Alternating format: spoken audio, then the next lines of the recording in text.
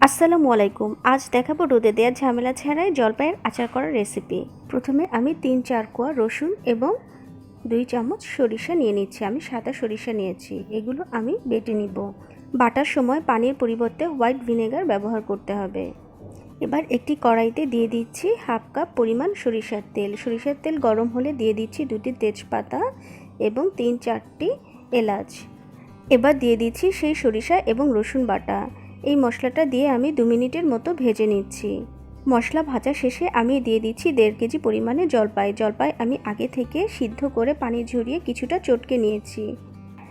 এবার জলপাইয়ে অ্যাড করে দিচ্ছি ১ কাপ পরিমাণে চিনি এবং বেশ খানিকটা লবণ। লবণ এবং চিনি জলপাইয়ের টক অনুযায়ী অ্যাড করতে হবে।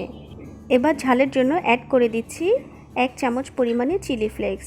ঝালটাও আপনাদের পছন্দ মতো দিতে পারেন, তবে বেশি ঝাল হলে আচার খেতে বেশি ভালো লাগে না। এবার সব কিছু খুব ভালো মতো মিশিয়ে নিচ্ছি। ৫ মিনিটের মধ্যেই যথেষ্ট পানি চলে আসবে। ১০ থেকে ১৫ মিনিট ভাজার পরে দিয়ে দিচ্ছি ১ চামচ পরিমাণে আচারের মশলা। মশলাটা আমি শুকনো গুঁড়ো করে নিয়েছিলাম এবং আরও দিয়ে দিচ্ছি ১ চামচ পরিমাণে হোয়াইট ভিনেগার। এবার সব কিছু আরও ভালো মতো মিশিয়ে নিচ্ছি।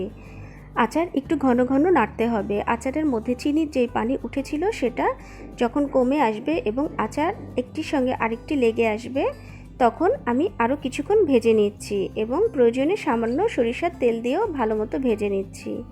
ভাজতে ভাজতে পুরোটা একেবারে যখন ড্রাই হয়ে যাবে তখন বুঝে নিতে হবে আচার রেডি হয়ে গেছে। এবার চুলোর আঁচ বন্ধ করে দিচ্ছি। তৈরি হয়ে গেল টক মিষ্টি স্বাদের জলপাইয়ের আচার। এই আচার রোদে দেওয়ার কোনো ঝামেলা নেই বা কোনো প্রয়োজনই নেই। এই আচার প্রায় ৬ মাস ফ্রিজের বাইরেই যথেষ্ট ভালো থাকবে। আশা করি জলপাইয়ের এই টক মিষ্টি আচারের রেসিপিটি আপনাদের ভালো লেগেছে। আর এতক্ষণ আমার সঙ্গে থাকার জন্য ধন্যবাদ সবাইকে। ভালো থাকবেন।